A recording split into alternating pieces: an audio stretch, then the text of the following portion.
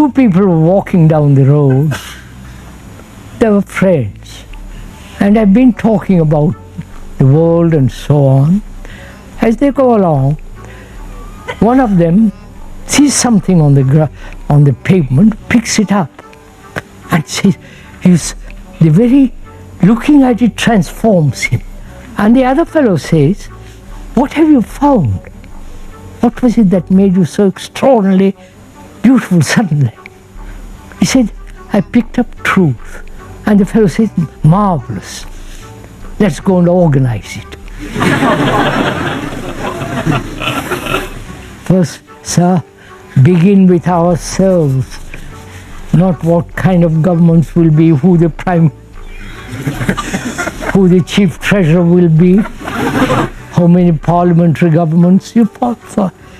First, let's begin with ourselves. All of us who are here in this marquee really felt this in their heart, in their blood. We would have a different government in the world.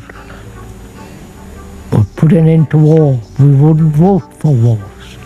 So